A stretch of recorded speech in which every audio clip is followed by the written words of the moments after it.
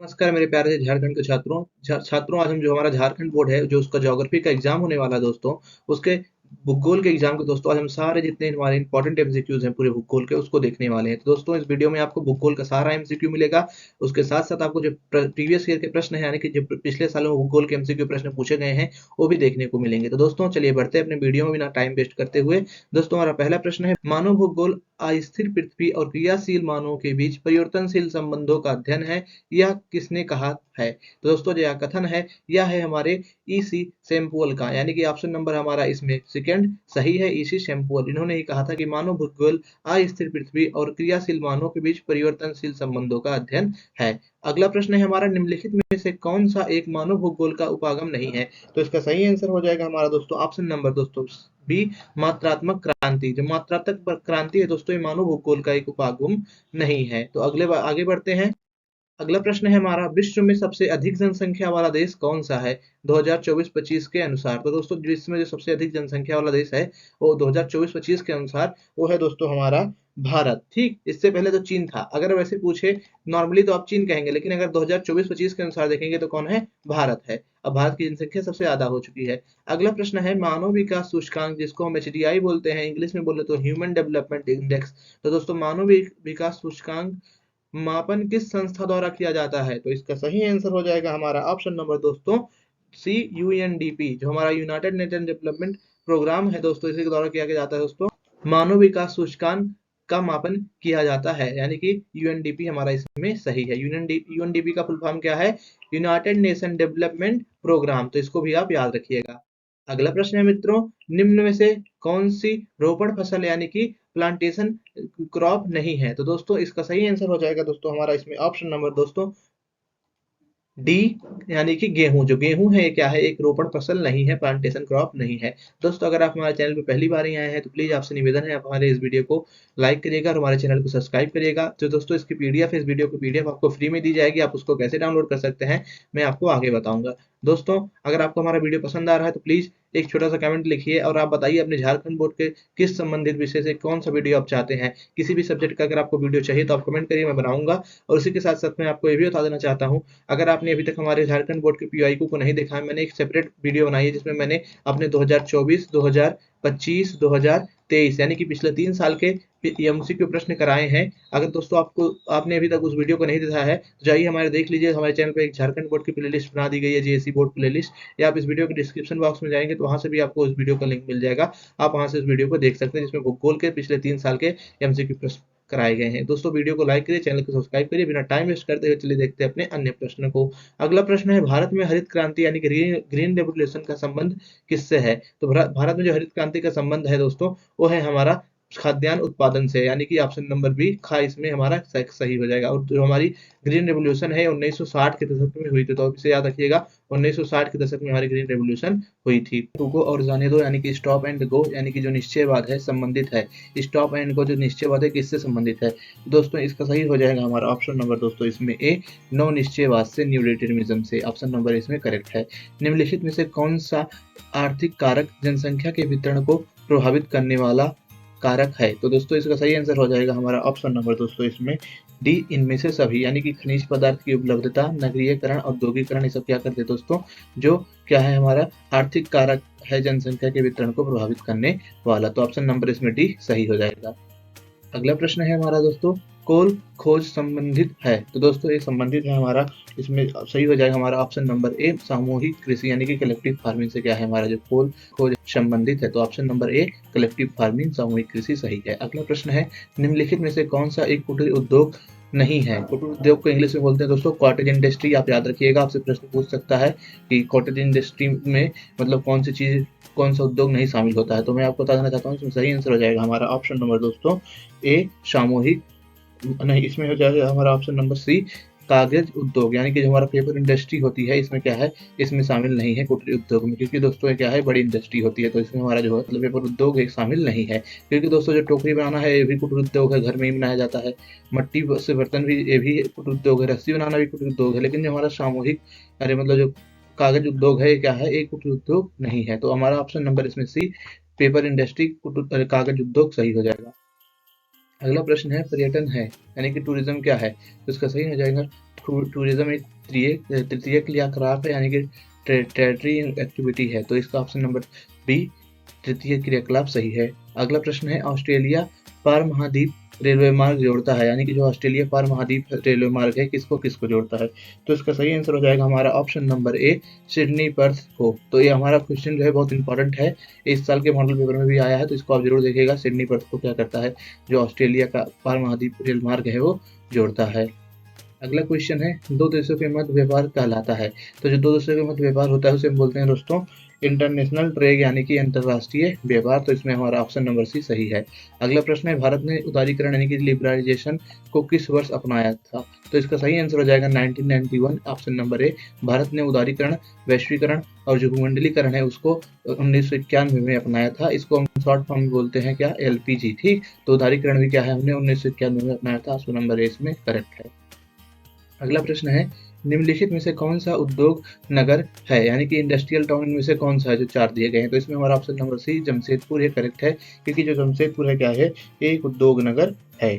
अगला प्रश्न हमारा आने वाला है वृत्ताकार प्रतिरूप नगर यानी कि सर्कुलर पैटर्न का विकास होता है यानी कि जो सर्कुलर पैटर्न में क्या होते हैं, नगर बसते हैं वृत्ताकार में, उनका विकास कैसे होता है? तो दोस्तों उनका विकास होता है दोस्तों झीलों के सहारे यानी कि ऑप्शन नंबर बी इसमें हमारा करेक्ट है।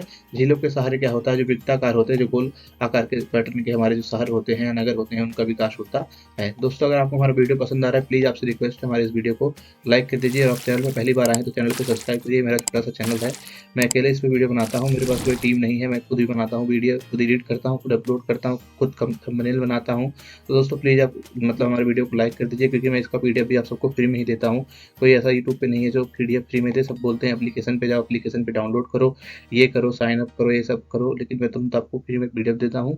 तो प्लीज़ अगर दोस्तों आप हमारे इस वीडियो को देख रहे हैं, प्लीज़ हमारे इस वीडियो को क्या करिएगा, लाइक करिएगा, और चैनल पर पहली बार आए हैं तो प्लीज़ जरूर से जरूर सब्सक्राइब कर दीजिएगा, क्योंकि अगर आप एक सब्सक्राइब करते हैं ना, तो हम जल्द से जल्द वीडियो लाने की और कोशिश करते हैं और बढ़िया कंटेंट देने की कोशिश करते हैं, क्योंकि वो सब हमारा मोटिवेशन है, आपका लाइक और सब्सक्राइब।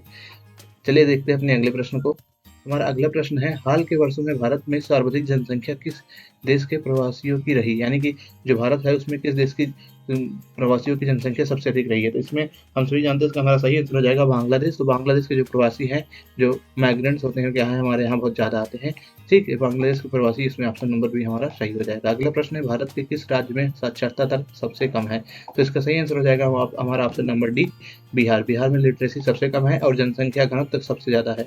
आप इसे याद रखिएगा, बिहार में लिटरेसी कम है, सबसे ज़्यादा कम है, और जो जनसंख्या घनत्व है सबसे ज़्यादा है। अगला प्रश्न है परिचित बीमारियां यानी संबंधित हैं, जो परिचित बीमारियां होती है किससे संबंधित होती हैं? तो इसका सही आंसर हो जाएगा हमारा इसमें ऑप्शन नंबर दोस्तों ए एकाकी बस्तियां से, यानी कि जो एकाकी बस्तियां होती है उससे क्या होती है, मेरी जो परिचित बीमारियां होती है संबंधित है। अगला प्रश्न है निम्नलिखित में से कौन सा जैसे कॉफी के किस्म है, यानी कि जो कॉफी की वैरायटीज हैं, कॉफी की वैरायटीज हमें पहचानना है। तो दोस्तों जो ऑप्शन दिए गए हैं अरेबिका, रोबस्टा, लिबेरिका, ये सभी क्या है दोस्तों, ये सभी कॉफ़ी के वैरायटीज हैं, किस्में हैं। तो इसमें हमारा ऑप्शन नंबर डी सही हो जाएगा, क्योंकि ये सारे के सारे हमारे कॉफ़ी के ही वैरायटी हैं। वैरायटी मतलब जानते हैं ना, किस्म, किस्म मतलब नस्ल, एक प्रकार मतलब टाइप है, उसी का प्रकार है। कॉफ़ी का क्या है, एक रूप से ये मतलब उसका वैरायटी है। ठीक, अगला प्रश्न निम्नलिखित में से कौन सा से भारतीय कृषि की समस्या से संबंधित है? तो इसमें हमारा सही हो जाएगा ऑप्शन नंबर दोस्तों डी इनमें से सभी, क्योंकि दोस्तों ये जो जितनी भी समस्याएं हैं ये सब क्या है, भारतीय कृषि समस्याओं से संबंधित है। जन समस्या वाटर प्रॉब्लम के संभावित कारण है, यानी कि जल समस्या, माफ करिएगा, जल समस्या के संभावित कारण क्या है? इसका सही हो जाएगा ऑप्शन नंबर हमारा दोस्तों डी इनमें से सभी। दोस्तों देखिए, जो पीओआईक्यू होते हैं करने बहुत इंपॉर्टेंट होते हैं। कुछ बच्चे सोचते हैं बिना पीओआईक्यू करे चले जाएंगे एग्जाम में तो हम बहुत अच्छा परफॉर्म कर देंगे, ऐसा नहीं है। अगर आप पीओआईक्यू नहीं करेंगे पिछले 3 साल के, कम से कम 3 साल के किया करिए। कुछ बच्चे होते हैं पिछले 1 साल के देखते हैं, ये भी गलत है, और कुछ बच्चे होते हैं पिछले 10-15 साल के देख लेते हैं, ये भी गलत है। 10-15 साल का देख के क्या करोगे? आज के 5 साल पहले या 6 साल पहले तो एमसीक्यू पूछा ही नहीं जाता था इतना, 5-6 नंबर का एमसीक्यू आता था 5-6, लेकिन देखेंगे आप कोरोना के बाद 2020-19 के बाद देखेंगे तो एमसीक्यू भरवाने में पूछे जाना लेगा 30-35 नंबर का। तो ये जो एमसीक्यू पूछा जा रहा है, तो इससे पहले तो एमसीक्यू पूछा ही नहीं जाता था, इससे पहले तो 5-6 साल पहले पैटर्न अलग था ना। तो इसलिए जितना भी आपको मतलब प्रीवियस ईयर देख रहा है ना, पीओआईक्यू अगर आपको देखना है ज़्यादा से ज़्यादा पिछले 3 साल या 4 साल, बहुत मैक्सिमम 3 साल, उससे ज़्यादा मत देखिए, क्योंकि जो एग्जाम पैटर्न है ना पिछले 3 साल से डिसाइड होता है कैसा आपका पेपर आएगा। तो ये सब आप जो 10 साल का देखते हैं, जो 1 साल का देखते हैं, वो भी गलत है। 1 साल का देखने से कोई लाभ नहीं है। 1 साल से आप क्या समझ पाएँगे कि आप पूछा जा रहा है। आप 3 साल का देखेंगे तो आपको थोड़ा बहुत समझ आ जाएगी और अच्छे से आप अपने बोर्ड में 80-90 प्लस, तो 90 प्लस अगर ले ही आएँगे, अगर आप मॉडल पेपर भी पढ़ के जाते हैं तो 90 प्लस आपका पूरा आ ही जाएगा। ठीक दोस्तों? तो इसलिए आप अच्छे से इस वीडियो को देखिए और चैनल को सब्सक्राइब कर दीजिए। तो इसमें हमारा सही है, जो जल समस्या के संभावित कारण हैं, इसमें हमारा ऑप्शन नंबर इसमें से डी जो है वो सही था। अगला क्वेश्चन है हमारा, भारत में कोयला का सर्वाधिक उत्पादक राज्य कौन सा है? तो इसमें हमारा सही हो जाएगा ऑप्शन नंबर सी, झारखंड। हम सभी जानते हैं हमारा जो प्यारा झारखंड है वो क्या है, भारत में कोयला का सबसे ज्यादा अत्यधिक उत्पादक है। और 2011 की जनगणना के अनुसार भारत के किस राज्य की जनसंख्या सबसे कम है? तो हमें सबको पता है जो सिक्किम है उसकी जनसंख्या सबसे कम है, ऑप्शन नंबर डी करेक्ट। अगला प्रश्न है, निम्नलिखित में से कौन सा अत्यधिक खनिज अधात्विक खनिज है, यानी कि नॉन मेटेलिकल खनिज कौन सा है इनमें से? तो इसका सही आंसर हो जाएगा हमारा इसमें ऑप्शन नंबर डी, इनमें से सभी, क्योंकि जितने भी ऊपर हैं ए बी सी ये सभी क्या है, अधात्विक क्या है, खनिज है, नॉन मेटेलिकल खनिज है। ठीक, अगला है हमारा, टाटा लोहा तथा इस्पात कंपनी, इसको हम शॉर्ट फॉर्म में टिस्को बोलते हैं, तो स्थित है टाटा लोहा और इस्पात कंपनी कहाँ स्थित है? तो हम सभी जानते हैं स्थित है जमशेदपुर में, ऑप्शन नंबर बी हमारा करेक्ट है।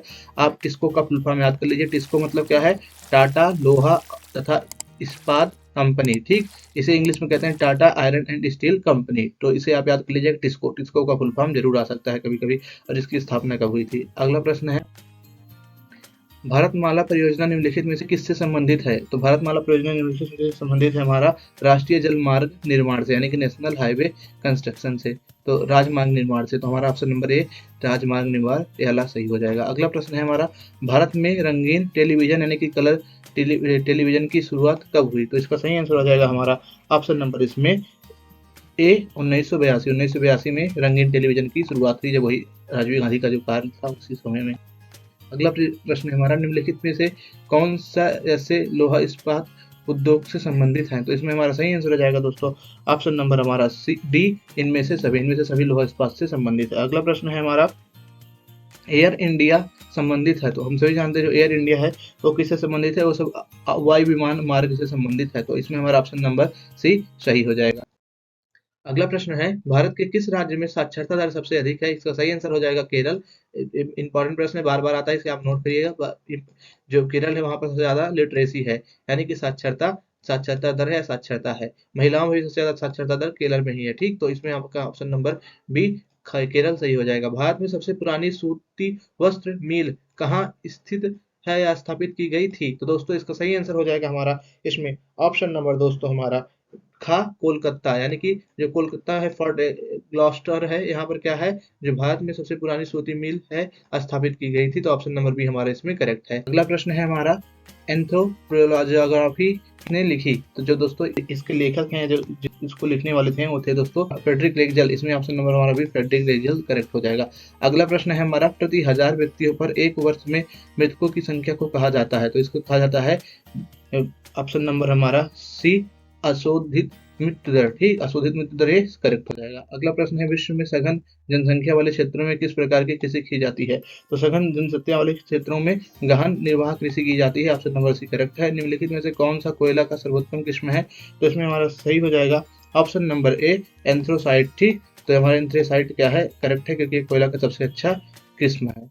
अगला है, पंपास घास के मैदान कहाँ पाए जाते हैं? तो इसका सही आंसर हो जाएगा हमारा ऑप्शन नंबर सी, दक्षिण अमेरिका में। दक्षिण अमेरिका में क्या है, पंपास की घास के मैदान है, ऑप्शन नंबर सी इसमें करेक्ट है। अगला है हमारा, विनिर्माण की सबसे छोटी इकाई है? तो इसका करेक्ट आंसर हो जाएगा हमारे विनिर्माण की सबसे छोटी इकाई है वो है कुटीर उद्योग। ठीक, ऑप्शन नंबर बी हमारा करेक्ट है।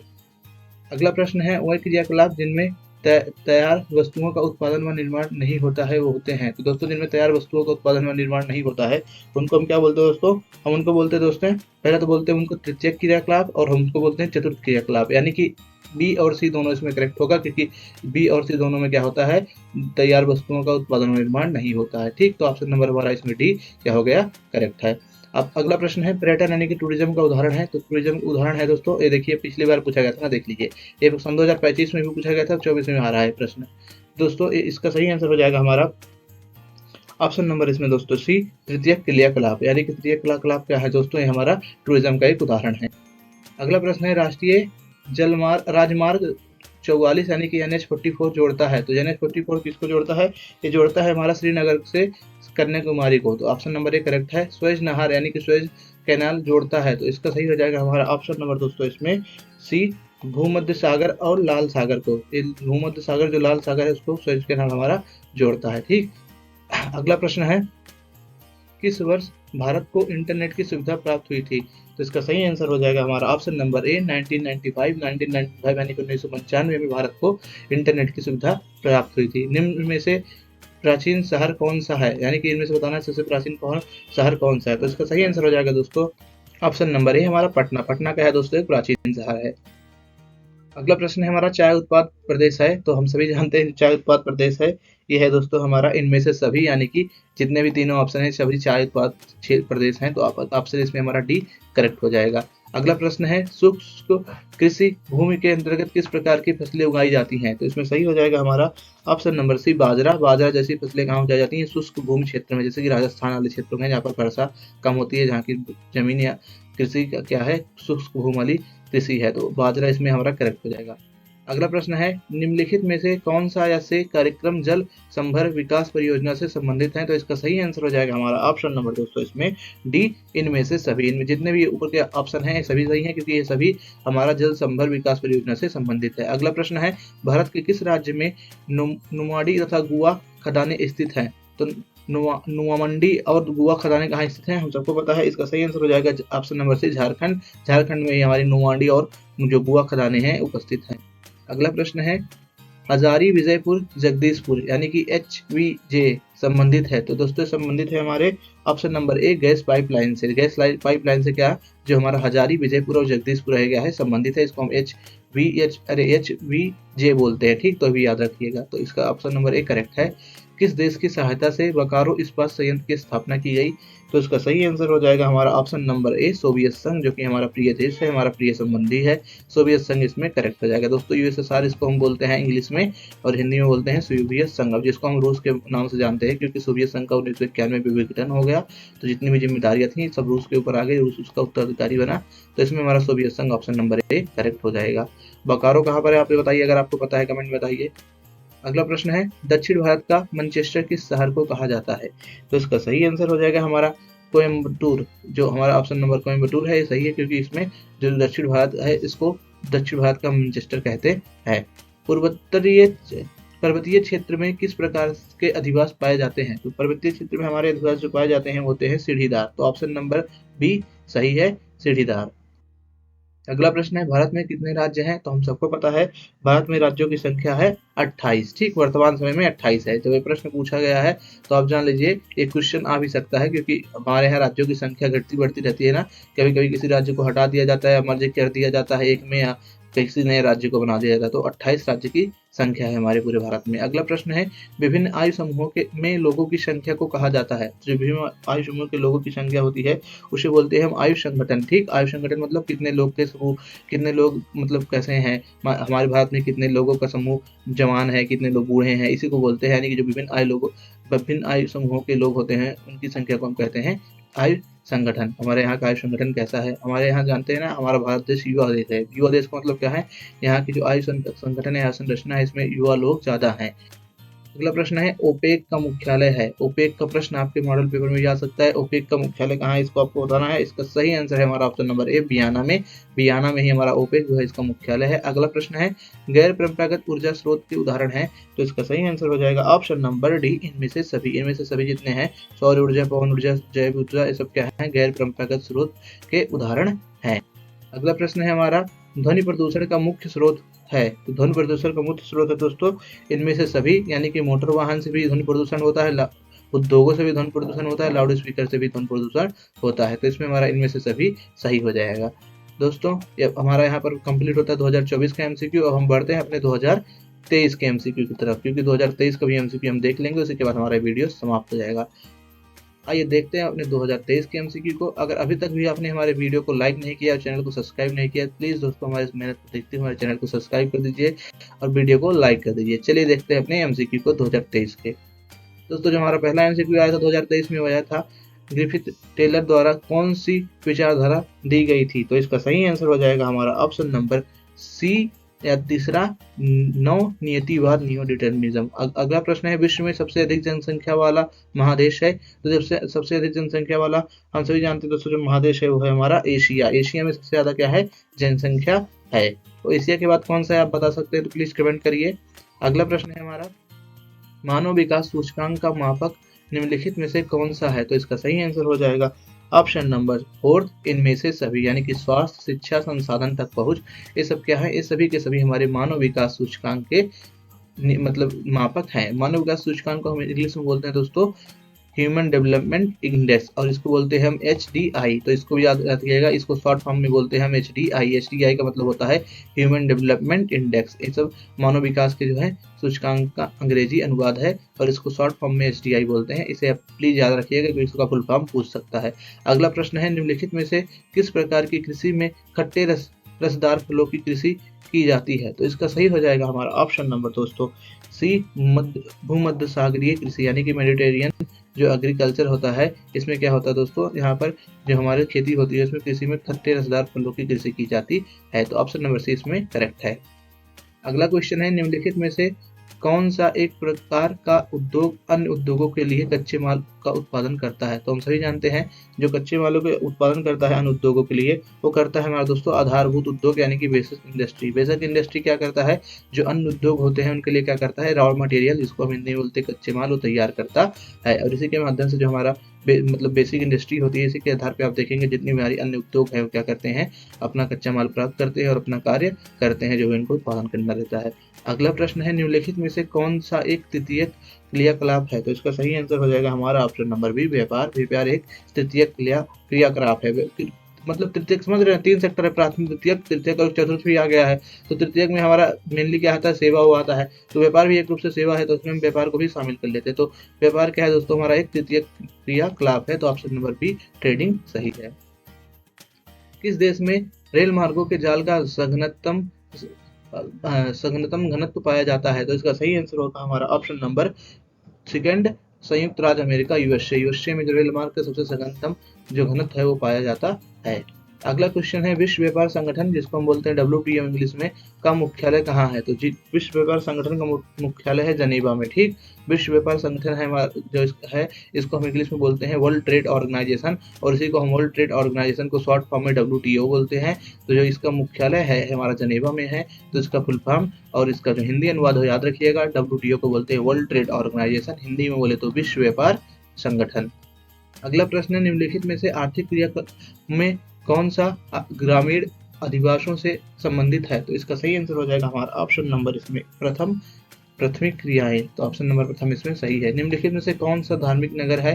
तो इसका सही आंसर हो जाएगा हमारा ऑप्शन नंबर दोस्तों दूसरा वाराणसी। वाराणसी क्या है दोस्तों, एक धार्मिक नगर है। ठीक, शिव जी की नगरी वाराणसी, इसको हम बोलते हैं धार्मिक नगर। अगला प्रश्न है हमारा भारत में सबसे अधिक जनसंख्या वाला राज्य कौन सा है। तो Uttar Pradesh, option number third correct है। उत्तर प्रदेश में सबसे ज्यादा जनसंख्या पाई जाती है। सबसे ज्यादा जनसंख्या घनत्व कहाँ पर है, अगर आपको पता है प्लीज कमेंट करिए। मैंने बताया था अभी आगे आपको। भारत में नगरीय जनसंख्या का प्रतिशत है। तो इसका सही आंसर हो जाएगा हमारा ऑप्शन नंबर फर्स्ट 31, यानी कि भारत में जो नगरीय जनसंख्या है वो 31% है। उसके अलावा जो शेष जनसंख्या है वो ग्रामीण जनसंख्या के रूप में उसे जानते हैं। अगला प्रश्न है प्रवास के कारण जो विभिन्न स्थानों से लोगों को आकर्षित करते हैं। तो इसका सही आंसर हो जाएगा हमारा ऑप्शन नंबर थर्ड अपकर्ष कारक, यानी कि पुल फैक्टर। पुल फैक्टर की वजह से क्या होता है, लोग आकर्षित होते हैं प्रवास के लिए। पुल फैक्टर क्या करता है, लोगों में प्रवास के प्रति आकर्षण बढ़ाता है। अगला प्रश्न है हमारा वर्ष 2011 में भारत में किस राज्य में स्त्री साक्षरता उच्चतम रही थी। तो इसका सही आंसर हो जाएगा केरल। केरल में क्या थी, स्त्री साक्षरता सबसे ज्यादा थी। तो ऑप्शन नंबर हमारा थर्ड सही है। अगला प्रश्न है भारत का सबसे बड़ा नगर है। तो भारत का सबसे बड़ा नगर है वो मुंबई, ऑप्शन नंबर थर्ड हमारा इसमें करेक्ट है। अगला क्वेश्चन है भारत में हरित क्रांति की शुरुआत हुई। तो भारत में हरित क्रांति की शुरुआत कब हुई थी, 1960 के दशक में हुई थी। इसका हमारा ऑप्शन नंबर सेकंड क्या है, करेक्ट है। अगला प्रश्न है हमारा हल्दिया तेल शोधन कारखाना अवस्थित है। तो जो हल्दिया के तेल शोधन कारखाना है कहाँ पर है, ये हल्दिया के तेल शोधन कारखाना है हमारा पश्चिम बंगाल में। तो पश्चिम बंगाल ऑप्शन नंबर सेकंड इसमें सही हो जाएगा। ये जो तेल शोधन कारखाना है ये पश्चिम बंगाल में अवस्थित है। अगला प्रश्न है झरिया क्षेत्र किसके लिए प्रसिद्ध है? तो जो झरिया क्षेत्र प्रसिद्ध है वो है हमारा कोयला के लिए, तो ऑप्शन नंबर फर्स्ट करेक्ट है कोयला। अगला प्रश्न है बोकारो इस्पात केंद्र है, तो जो दोस्तों बोकारो इस्पात केंद्र है या एक सार्वजनिक क्षेत्र का केंद्र है या सार्वजनिक क्षेत्र है, पब्लिक सेक्टर सही हो जाएगा क्योंकि ये सार्वजनिक है, सरकारी चीज है।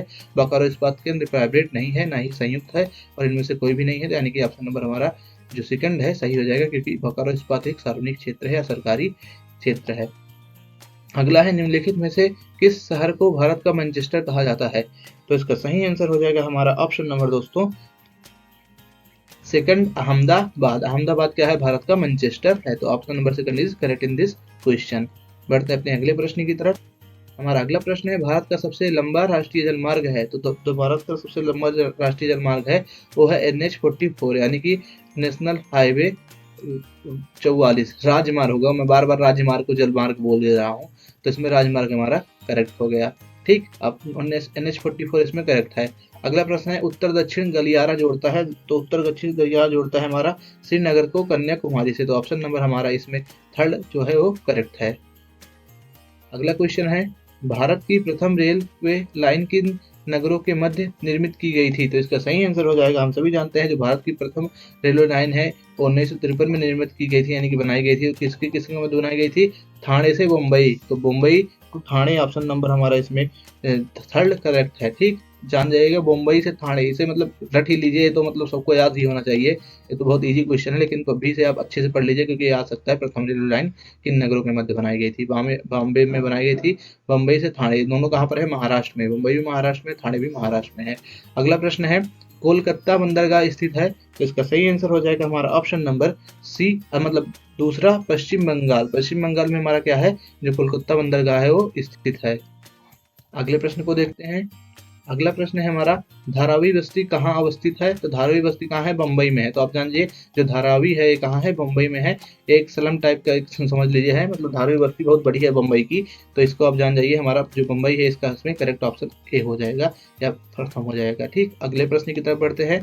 निम्नलिखित में से कौन सा अम्ल वर्षा का एक कारण है? तो इसका सही आंसर हो जाएगा ऑप्शन नंबर फोर्थ वायु प्रदूषण। वायु प्रदूषण क्या है दोस्तों? अम्ल वर्षा जो होती है, एसिड रेन जो होती है उसका कारण है, और सबको पता होगा एसिड रेन की वजह से जो हमारा ताजमहल है वो हल्का हल्का पीला होता जा रहा है, उसका जो सफेद रंग है वो क्या होता जा रहा है? डल होता जा रहा है, धुंधला होता जा रहा है। अगला प्रश्न है हमारा ज्योग्राफिया जनरलिस्ट किसने लिखी थी? तो इसका सही आंसर हो जाएगा हमारा ऑप्शन नंबर सेकंड बर्नहार्डस वेनेलिस्ट। ठीक, बर्नहार्डस वेनेलिस्ट क्या थे? ये लेखक थे हमारे ज्योग्राफिया जनरलिस्ट के। अगला प्रश्न है निम्नलिखित में से जनसंख्या वितरण को प्रभावित करने वाले कारक कौन से हैं? तो कौन से हैं पूछ रहा है, तो हैं पूछ रहा है, इसका मतलब क्या होगा? इसके जो ऑप्शन होंगे एक से अधिक होंगे, तो जब हैं आ जाए ना, तो इसे मैं आपको यहाँ पर एक छोटी की ट्रिक बता दे रहा हूँ। जब कहीं पर है, तो जब है रहेगा तो इसका मतलब क्या है? वहां पर कोई एक, मतलब इनमें से जो सभी वाला ऑप्शन है वो नहीं सही होगा। ठीक, उसमें कोई एक ऑप्शन सही होगा, लेकिन मान लीजिए वहीं पर है पूछे हैं, मतलब जब यहाँ पर बूंदी लगा देता है एक छोटा सा है हाई हाँ के ऊपर, देखेंगे आप यहाँ पर, इसमें देखिए आप ध्यान से, अगर यहाँ पर तो एक हाँ के ऊपर बूंदी लगाया है ना, तो इसका मतलब है, तो है का मतलब क्या है? इसमें एक से अधिक ऑप्शन सही रहेंगे ना, क्योंकि है जो है बहुवचन के लिए इस्तेमाल होता है और है एक वचन के लिए, तो बहुवचन का मतलब एक से अधिक, तो इसमें हमारा सही हो जाएगा ऑप्शन नंबर फोर्थ इनमें से सभी। तो आपको एक छोटी सी ट्रिक बता रहा हूँ, जो आपको क्वेश्चन ना है तो आप ये लगा लीजिएगा, अगर उसमें है दिया गया है तो आप जान जाइए इनमें से जो सभी होगा ऑप्शन नंबर फोर्थ उसमें वो सही होगा। ठीक, तो इसमें भी हमारा ऑप्शन नंबर फोर्थ सही है। जनसंख्या वितरण को सभी प्रभावित करते हैं, जलवायु प्रभावित करती है, मृदा भी और जल की उपलब्धता भी। अगले प्रश्न की तरफ बढ़ते हैं। अगला प्रश्न है हमारा विश्व में निम्नलिखित में से किस देश का न्यूनतम लिंगानुपात है, यानी कि लिंगानुपात किस देश का सबसे कम है बताना है हमें इसमें। इसका सही हो जाएगा ऑप्शन नंबर थर्ड सऊदी अरब, क्योंकि सऊदी अरब जो है उसमें सबसे न्यूनतम लिंगानुपात है पूरे दुनिया में। अगला प्रश्न है, मतलब निम्नलिखित देशों में से अगला प्रश्न है हमारा पूर्व पर्वतीय प्रदेशों में किस प्रतिरूप के अधिवास पाए जाते हैं? तो जो पर्वतीय क्षेत्रों में पाए जाते हैं अधिवास वो होते हैं सीढ़ी नुमा या सीढ़ीदार, तो इसका हमारा ऑप्शन नंबर सेकंड सीढ़ी नुमा सही हो जाएगा। अगला प्रश्न है वैश्मुन प्रजाति समूह कहाँ पाए जाते हैं? तो इसका करेक्ट आंसर हो जाएगा हमारा option number second Africa. Africa में वैश्मुन प्रजाति के लोग पाए जाते हैं, समूह पाया जाता है। दामोदर घाटी परियोजना जिसको हम डीवीसी बोलते हैं स्थित है, तो दामोदर घाटी परियोजना कहाँ है? झारखंड में स्थित है, ऑप्शन नंबर सेकंड हमारा करेक्ट है। अगला प्रश्न है जो कि हमारा वीवीआई क्वेश्चन है, बहुत ज्यादा इंपॉर्टेंट क्वेश्चन है। भारत में पहली रेलवे लाइन कब और कहां शुरू हुई थी? तो इसका सही आंसर हो जाएगा हमारा ऑप्शन नंबर दोस्तों इसमें ए, मुंबई से थाने 1953 में भारत में पहली बार रेलवे चली थी और ये मुंबई से थाने के बीच में चली थी। मुंबई और थाने कहाँ पर है? ये सभी जो हमारे जगह है, जो क्षेत्र है, ये है हमारे महाराष्ट्र में। तो महाराष्ट्र में पहली बार रेलवे चली थी 1953 में। आप वर्ष भी याद रखिएगा और कहाँ से कहाँ तक चली थी ये भी याद रखिएगा, क्योंकि ये प्रश्न बहुत इंपॉर्टेंट है। कभी कभी वर्ष पूछ लेता है और कभी कभी कहाँ चली थी, यानी कि किसके बीच में चली थी, ये भी पूछ लेता है। दोस्तों हमारा अगला प्रश्न है, झारखंड में स्थित प्रसिद्ध लौह इस्पात उद्योग केंद्र कौन सा है? तो इसका सही आंसर हो जाएगा दोस्तों हमारा ऑप्शन नंबर खा और गा, यानी कि खा और गा दोनों इसमें सही है। ऑप्शन नंबर डी इसमें हमारा सही है, क्योंकि दोस्तों जमशेदपुर और जो बोकारो है, ये दोनों हमारे झारखंड में स्थित प्रसिद्ध लौह इस्पात उद्योग हैं। अगर दोस्तों आपको हमारा वीडियो पसंद आया है तो प्लीज दोस्तों हमारे वीडियो को लाइक करिए, चैनल को सब्सक्राइब करिए। अगर आप पीवाई की वीडियो देखना चाहते हैं ज्योग्राफी के, तो आप हमारे चैनल पे जाइए या इस वीडियो के डिस्क्रिप्शन में जाइए, वहाँ पर आपको पीवाई की वीडियो मिल जाएगा। और इसी के साथ साथ मैंने जो इस बार का झारखंड का मॉडल पेपर है दोस्तों, मैंने मॉडल पेपर भी अपने चैनल पे करा रखा है, उसको भी आप जाकर देख सकते हैं। अगर आपको देखना है आप इस वीडियो के डिस्क्रिप्शन में जाइए, वहाँ पर आपको इसका जो मॉडल पेपर का वीडियो है उसका लिंक मिल जाएगा। अगर आप इस वीडियो का पीडीएफ डाउनलोड करना चाहते हैं तो आप इस वीडियो के डिस्क्रिप्शन में जाइए, वहाँ पर मॉडल पेपर के साथ साथ पीवाईक्यू के साथ साथ आपका जो पीडीएफ का लिंक है वो भी दिया गया है। आप वहाँ से पीडीएफ हमारे इस वीडियो को डाउनलोड कर सकते हैं विद सोल्यूशन। तो दोस्तों अगर आपको वीडियो पसंद आया, प्लीज आपसे निवेदन है, विनम्र निवेदन है, चैनल को सब्सक्राइब कर दीजिए, क्योंकि दोस्तों मैं अकेला हूँ, मुझे बड़ी मेहनत पड़ती है इस वीडियो को बनाने में। अब जो बड़े बड़े यूट्यूबर्स होते हैं वो तो अकेले होते नहीं, उनकी पूरी टीम होती है, तो सारी टीम में मिलकर वीडियो बनाते हैं। वीडियो कोई और बनाएगा, क्वेश्चन कोई और बनाएगा, एडिट कोई और करेगा, अपलोड कोई और करेगा। तो दोस्तों मैं तो अकेला ही करता हूँ, तो ज़्यादा मतलब इतना आप सबके लिए मेहनत करता हूँ। तो प्लीज़ हमारे चैनल को सब्सक्राइब कर दीजिए और वीडियो को लाइक कर दीजिए। आपको मिलते हैं दोस्तों अब किसी अन्य वीडियो में, तब तक के लिए पढ़ लो।